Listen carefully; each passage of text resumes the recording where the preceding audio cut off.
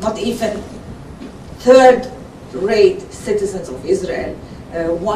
Once they said that we are the second-rate citizen, but after the Ethiopian immigration came to Israel, we became third.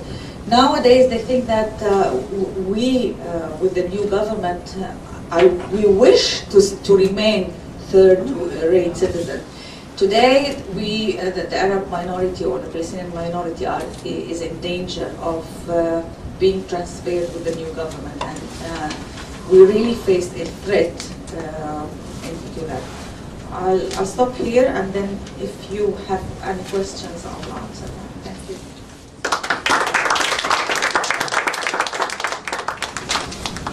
Good evening, everyone. I'm very pleased to be with you here this afternoon. I'm just recovering from a headache, and I'm trying to make sure you don't regret coming to hear me. So, I was really debating what would be best and most effective to talk to you about, given that I had to make this shift, having spent the last 4 days talking to people at Capitol Hill.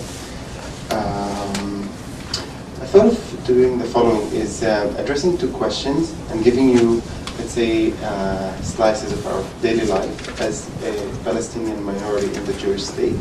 And hopefully this will raise some questions for you and make you think about certain questions that then afterwards I and my friends here would be happy to answer. First, in the spirit of the title of this talk, the realities of civic work and NGO work within Israel.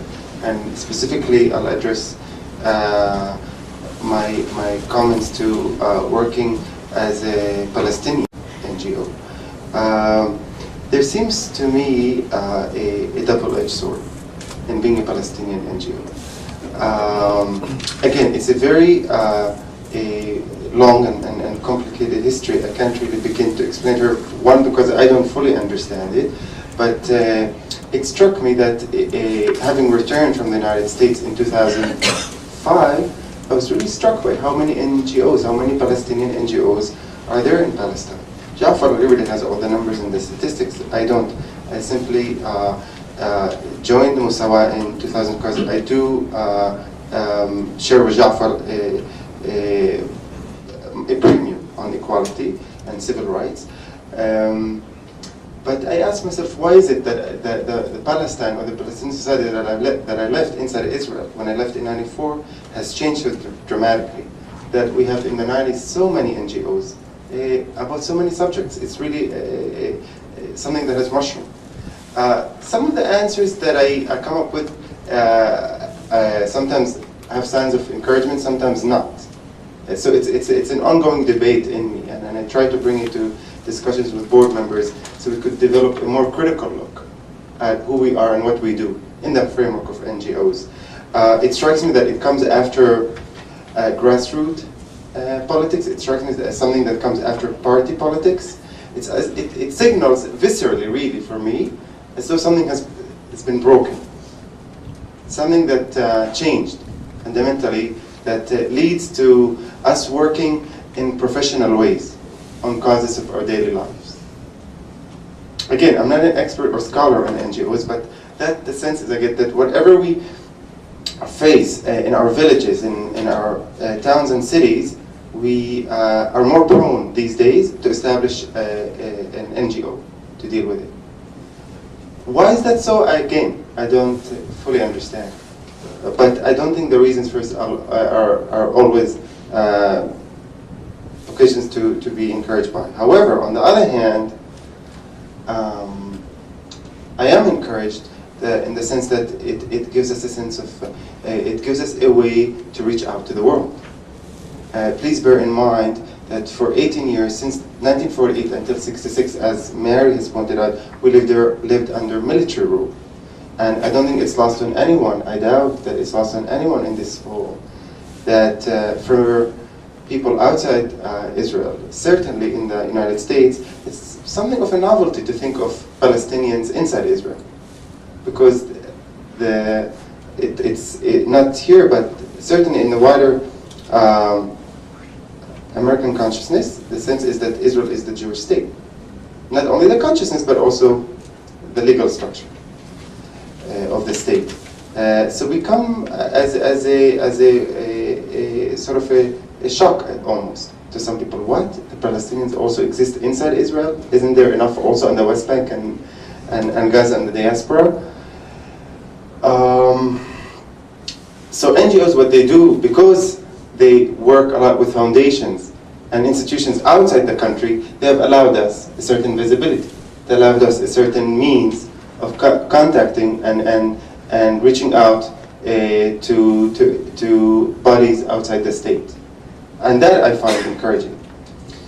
And in part, this is why we're here on this tour, to let people in the United States know that we do exist and we face severe civil rights violations. We're very encouraged, as you can imagine, by what just happened in the United States. But we also are deeply disturbed by the change of events in Israel itself. And I'm specifically thinking of the way in which incitement, hate, racial bigotry has been sanctioned and become accepted and normalized. Again, I don't want to impress upon you the point that it's new, but that it's come closer and closer to the center of language. Where do I face that in my daily life? First of all, in the language. And our daily life as Palestinian citizens of Israel, it's very hard for the state itself, for the Jewish majority, as for the rest of the world to see us as Palestinians. You see, there's something threatening and unsettling to admit our Palestinianness, so to speak. Because it's much easier to call us Arabs. Because once you admit that we're Arabs, as far as the majority is concerned, then we could be from anywhere. And the word Palestinian implies and conveys certain rootedness that doesn't sit well with the Zionist ideology. I think this is one source to understand the difficulty. Another way is the space, not just language, space also. In Haifa itself, a lot had to be obliterated for there to be a Jewish Haifa. I mean homes, streets, and public buildings. Wadi Salib is only one example of such acts of architectural, spatial obliteration, which makes it, for the younger generation of Israelis, easier to think, to imagine that this country was inhabited only a few decades ago.